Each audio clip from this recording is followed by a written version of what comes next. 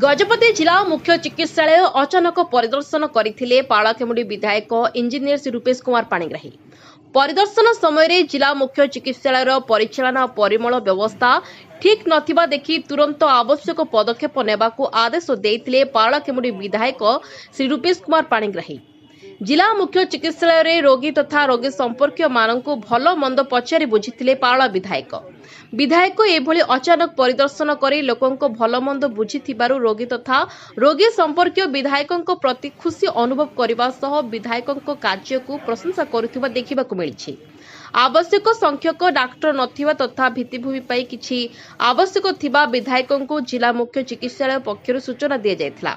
विभिन्न समस्या विधानसभा उपस्थापन तथा जिला प्रशासन सहयोग समाधान करने पाई विधायक प्रतिश्रुति देथिले। अन्य मानक मध्यरे जिला परिषद अध्यक्ष जी तिरुपति राव, प्रदीप कुमार नायक, गोसाणी ब्लॉक अध्यक्ष एन वीरराजू प्रमुख उपस्थित थिले। Gajapati Krishna Kumar Behera report HMTV Gajapati. Drain आम बहुत असुविधा करुच्ची से ड्रेन रे पानी जमी जाइए। बहुत रिक्वेस्ट करुच्ची PWD की से कहते पैसा ना एत टंका दरकार आ से पूरा पानी जमिकी रोचे पूरा आम कि से सिस्टम बंद हो टोटाल हॉस्पिटल सिस्टम बंद हो ड्रेनेज सिस्टम से रिक्वेस्ट कर MLA सार को अति शीघ्र PWD सेक्शन कहीकि जमी बर्तमान ड्रेनेज सिस्टम तैयारी करूँ जहाद्वारा आमर से पानी ड्रेन हम हॉस्पिटल कॉमन ड्रेन।